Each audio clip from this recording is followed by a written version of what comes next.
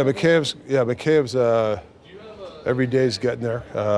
You know, I try to be honest with you guys, but there's a good possibility he's going to play a game on this road trip. I don't know which game, obviously the latter, but he's progressing.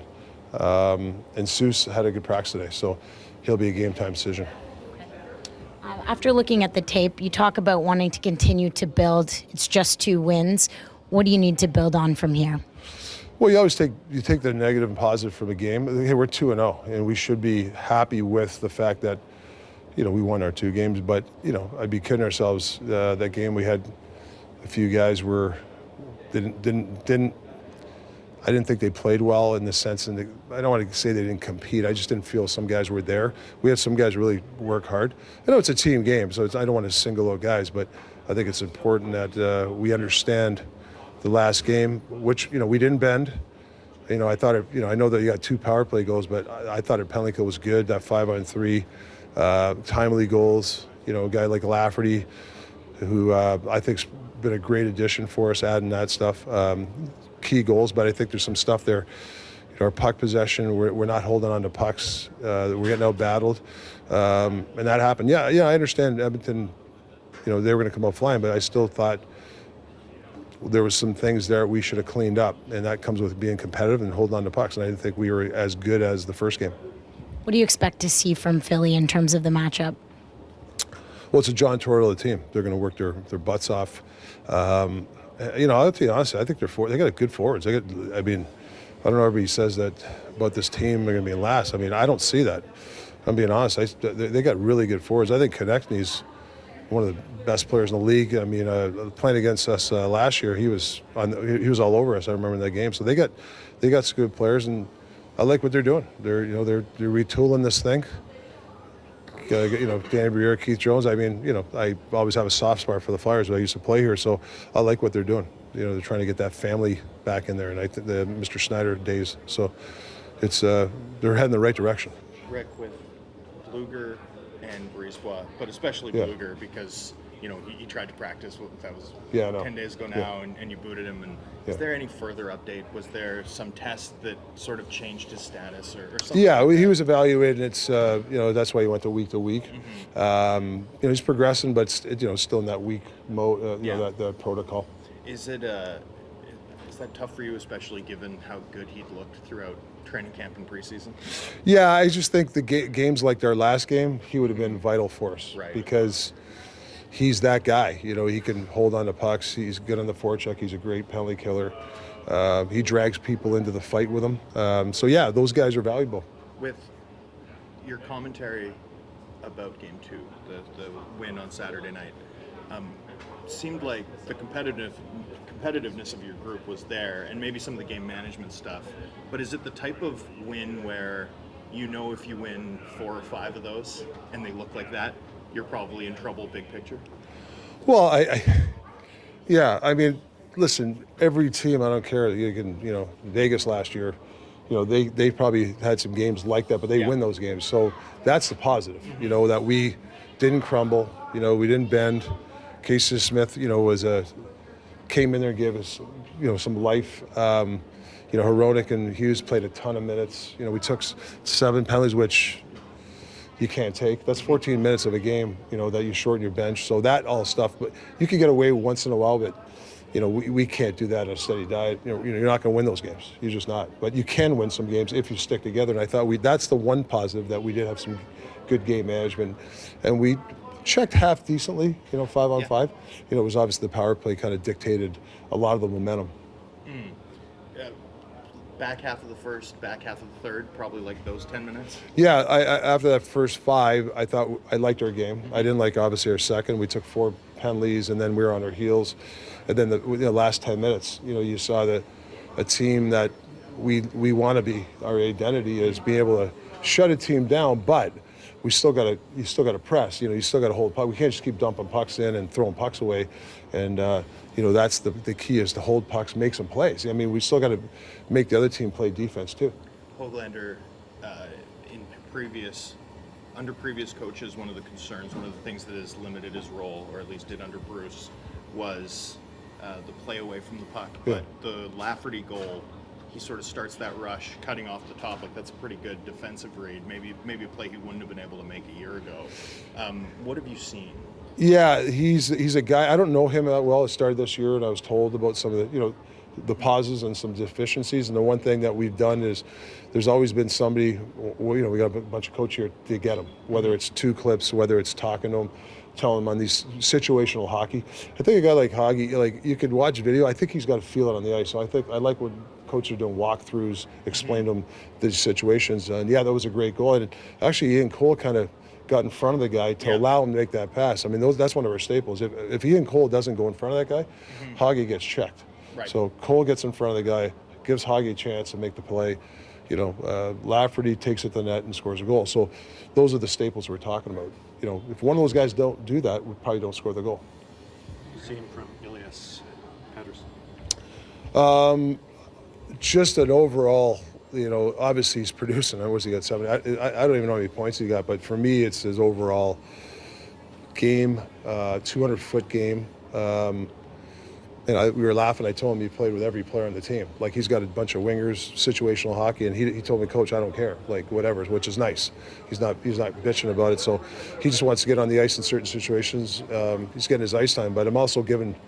Sometimes he plays with Lafferty. It's that situational hockey, and I think he enjoys that. Obviously him and Millsy. I think those 2 guys in the PK are really good together, and obviously him moving more on the power play. I like what he's doing on the power play. A lot more movement. We're getting the puck in his hands more, and I think that's what's helped our power play. Since you've come in, I think it's fair to say you've focused on systems and especially keeping the puck out of your net, right? Playing a lot better defensively than what the team had. And sometimes your most skilled players, that's a hard transition for them to accept. Right. He seems to embrace it. Is that what you're seeing as well? Yeah, I see that. I think he understands what it's going to take to win. Like the Sidney Crosbys of the world, Stevie Yzerman back in the day, Joe Sakic. Those guys got their points, but they played a 200-foot game. They played situational hockey, and I think he knows that. He's not bucking the system here. He knows it. He knows he's going to be out there last minute of a game. He knows there's going to be, whether we're up or down. Listen. He's got a longer leash, obviously. If he's got the puck and Kuzmenko, those guys in the offense, so you got to let them make plays. I think he just knows now when's the right time to make those plays. Same thing with Kuzi. Like, there's a time and place for those, and I think they're choosing them. I think Petey's been awesome choosing the right time to do it and when not to do it. And he's still getting points doing it too. What do you notice from him in terms of maybe throwing the body with a little bit more willingness than we're used to? Yeah, I mean, he sees, so when the other team star players start hitting, he feels that he's doing. He did last year. He crunched a couple of guys last year. He takes abuse out there too, and we got to make sure that we protect them. But he's not afraid to dish it, and that's an element in his game that people don't realize that he has. Do you buy that a team can take on the personality of their head coach? No, I think. No, I don't know about that. I think it's we're together 24 hours a day. It's the same thing with our leadership. And, I don't know if I buy that. I think they understand who I am. But I'll be honest. I rely on the leadership group to really help create that identity. Have an hour practice and then do 5 minutes alliance. No, it wasn't an hour. It was 50. It was 40. Was it an hour? It was an hour. Well, no, not when that. Maybe the scrape happened pretty late, but Yeah. felt like at least 55 minutes. Yeah. And then 5 minutes alliance. Safe to say you're not morning skating tomorrow? Yeah, no morning skate. We're no morning skate. But they listen. I've given plenty of days off. So they got to. When we come to practice, we got to work. I think some guys still need some skating legs out there. So we'll be fine. It wasn't that long of a skate. You had Tyler Myers sell out to block a shot in a 3-on-3 small area game. That was him. That very often. That was him. Yeah, he was. He's playing well. He's been one of our guys in practice that's leading that charge. So I know the players get a charge of that stuff. Given that you're about to coach against the guy who most famously hates morning skates, how do you tend to view?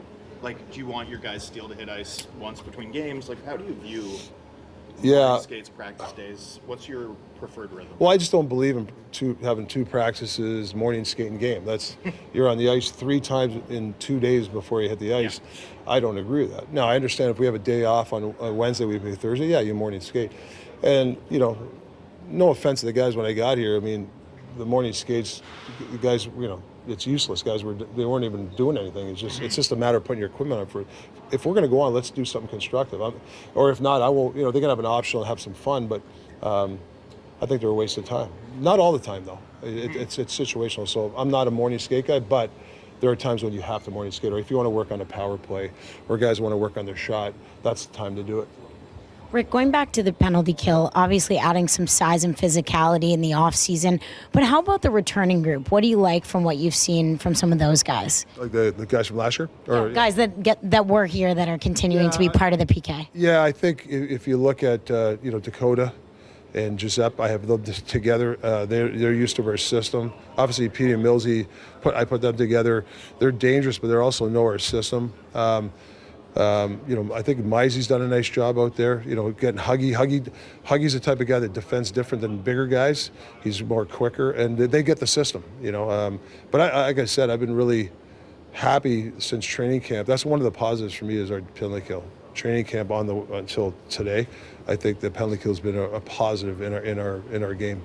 And do you think that finding that balance between the guys and the different types of players has been a key to why it's been so successful? Yeah, I think those guys, last year guys, and then bringing Ian Cole and there's Susie, Teddy Bluger, those guys have just added instant credibility to our PK.